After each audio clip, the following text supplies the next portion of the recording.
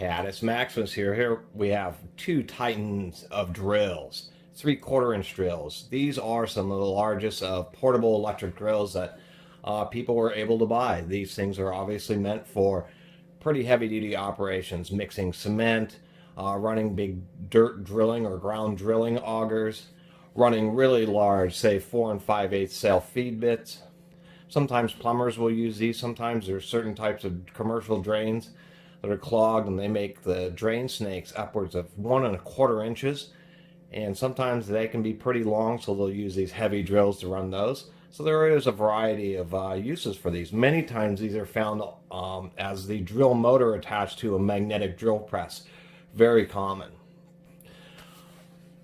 As far as today, there's not many available options. This Black & Decker and then the more rare DeWalt just before they stopped making them were DeWalt's. Milwaukee's 1854 is one of the only ones that is still for sale today, and it's over $500 retail.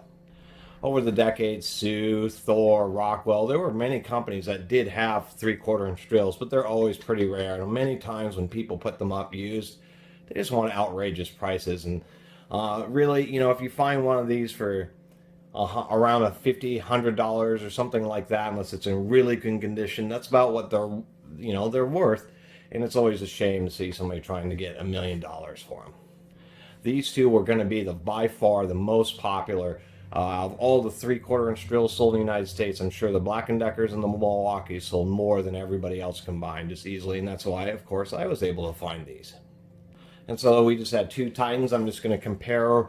I had just done a review of a Milwaukee heavy 9-inch 15 amp last of the American-made angle grinders and compared it to the Black & Decker Wildcat, and how the Wildcat is a better grinder. But still the Milwaukee is good. This is the same situation here, and really the test of time showed that Black & Decker is no longer even making this drill, where Milwaukee still is making the 1854. But in this situation, the Black & Decker is better, and by a variety of measures. And then I'll drill a couple holes with the 2 9/16 sail feed bits, about as safe as I could do in this block without too high of a risk of jamming, because you're not going to slow down these drills. They have a huge amount of mass. Even though they're both 10 amps, this is 10 amps at 350 RPM, this is 10 amps at 375 RPM. Although that doesn't tell the whole story. I think the story on the motor on the Black & Decker runs a little faster. I did do like a service video about this Milwaukee drill. The gears are huge. I did show that in there. I haven't done a teardown of this Black & Decker. I'll do that at some point in the future. Anyway, we'll get started here. One of the first things we'll notice, and it's kind of difficult because the Black & Deckers, the auxiliary handle, which would be one of these 12-inch long, big 3/4 inch thread pipe handles, makes it a little bit taller. But generally speaking, if we're comparing from the center line of the chuck, God, I can't even get this in perspective here. It's almost impossible. The handle is longer on the Black & Decker, is what I'm saying. You get about 3 more inches of leverage again from the center line of the chuck on this Black & Decker than you do the Milwaukee. And so that's one aspect of these. These things are heavy, about 15 pounds, 20 pounds, so they're kind of difficult to manipulate for a review. But that's one aspect. Another aspect is we can see that it's just the pipe handle fitting or threaded bung is just cast into the housing on the Milwaukee.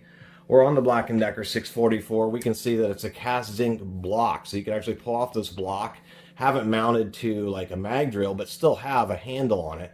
The second thing is obviously this is replaceable. It's a very simple type of cover plate. It's just a square piece of metal with 4 holes and then a pipe thread hole. So this is something you could fabricate in your garage if you needed to.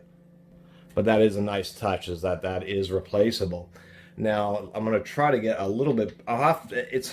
Okay, here we go. Oh, there's no way I'm doing that, so I have to do it side by side. This is a 3/4 inch chuck, and that is its nominal size, so the Milwaukee will accept up to a 3/4 inch bit, and these are both rated 3/4 inch, but Black & Decker actually went with a 13/16 chuck, so this chuck is actually just a little bit larger than it is on the Milwaukee. I'm going to show the spindle here, and you can see how big it is relative to my fingers, the part where the chuck connects to, and these are key drive chucks, so there's a machined D shape or double D, and then there's a slot on the back of the chuck. So the screw is just holding it onto a taper, so it's very well centered. and it won't ever come loose. But that is a huge spindle, and it has a steel reinforcing collar. So those are a couple of advantages. Or if I do the Milwaukee, you can see on my fingers here that that spindle just isn't quite as thick, and then of course it doesn't have the steel reinforcing collar. Although something going for the Milwaukee is the back handle, you can rotate it in any direction you want, where it is only vertical on the Black & Decker. I'm going to swing this over. The ergonomics, once again, are much better in the Black & Decker, and part of the reason is that this Black & Decker is reversible, but the reverse switch and mechanism is not in the handle. It just has a wire that goes in, a ground, goes into the switch, and comes up to the motor, and we'll talk about that in a second.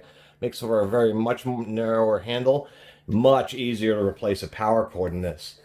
On the Milwaukee, it's a traditional Milwaukee handle. So kind of square, not as comfortable. The reverse switch is here, but the problem with that is that you have to have extra wires coming down through the handle for the switch. Replacing the power cord is a little bit more of a hassle because everything's just a bit tighter in the handle, so that can be a disadvantage with the Milwaukee. Is just the ergonomics aren't quite as good. Now with the Black & Decker, how's it reverse? And these are another distinct advantage. I've talked about this before, but on brush motors, they have a timing, which means on electric plug-in drills and many other tools, if you need to run them in reverse, they'll have upwards of 30% less power because you reverse the field, but the angles of the brushes and the bars and the commutator aren't matched up quite properly, and so they have a reduced efficiency and reduced power. The only way to get around that is to actually have the brushes physically reverse the direction of the wires of the field while physically changing their position so that they can have their appropriate timing in forward and reverse. Black & Decker has this rotating collar which achieves that. So this drill has full power in forward and reverse. This drill will absolutely have more power than the Milwaukee running in reverse because of that, without a question. It also offers a second distinct advantage because many times you'll have huge bits on these drills trying to manipulate them into place. You have to be careful not bumping that trigger switch. The Milwaukee has a very stiff trigger, but still it's open. In the Black & Decker, you have this center position which is disconnected, so that's like a safety off. So you can get the drill, you can get all manipulated into position, ready to go, and then rotate the collar and then perform your operation. So that was kind of the point of this video, was to say, oh, these are two awesome 3/4 inch drills. Really two titans, the two big contenders.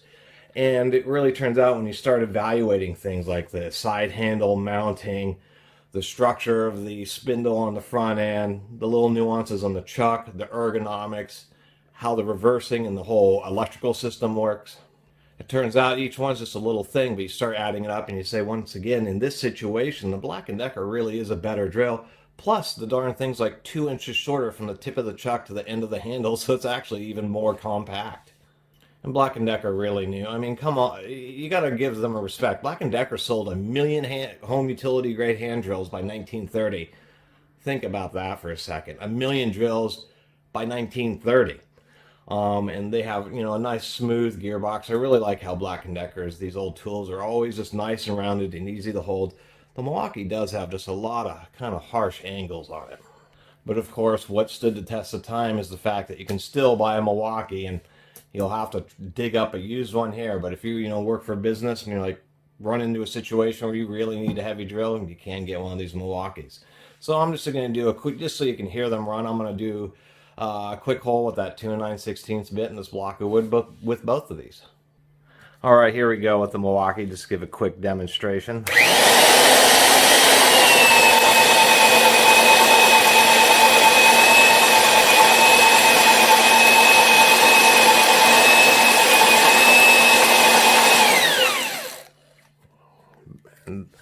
Not too bad. Let me back that out here.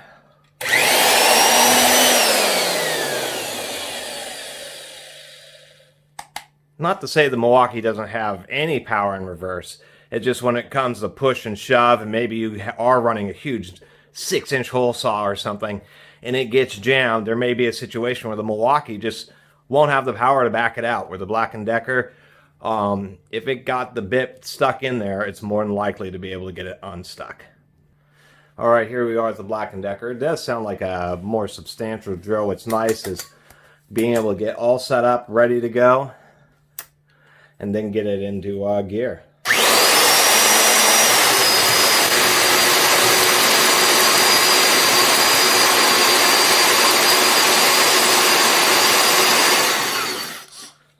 A little stop, and back it out. Ooh. It caught a little bit backing out, and you can feel it. It's just so sudden. There's just so much force in one of these drills. That's why I'm not running a big giant bit that would bog them down this block of wood, because either the drill would spin or it would just start spinning that block of wood under me.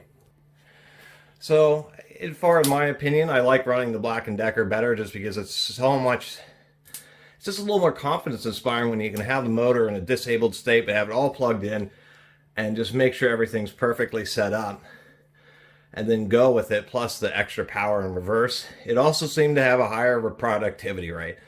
It seemed to, I mean, it only is rated for 25 more RPM than this, 375 versus 350, but the Milwaukee, admittedly this is an older drill, both are older drills, it just seemed to get through that hole obviously it was faster, but it just seemed to stress just a little bit less. The Milwaukee did slow down some.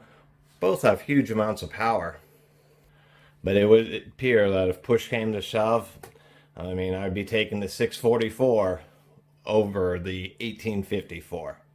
But both are great drills, and if you have an opportunity to pick one up used, I would definitely go for it for a reasonable price, because you almost won't ever use them, and then they'll just be a couple times, especially if you're a farmer or working on heavy equipment, where it actually may be nice to be able to drill like a large 5/8 or 3/4 inch hole, and just have a big heavy drill with big massive gears. Things like whole hogs and various super hogs and other various right angle drills on paper will have, you know, the same amount of output torque, but they just don't have the whole structure, the thickness of the gears. Part of the deal with these isn't just the large chucks, but that they just have so much more thermal capacity in the motors, because there's just more physical mass, more amounts, bigger body means more cubic feet of air are moving through there.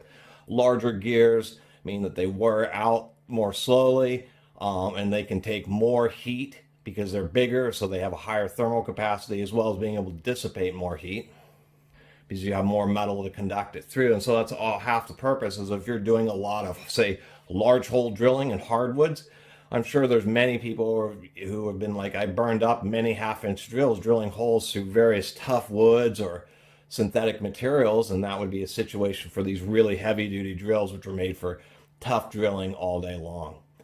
Anyway, I really appreciate everybody watching and subscribing, and if you haven't subscribed, please do. Until next time, Catus Maximus out.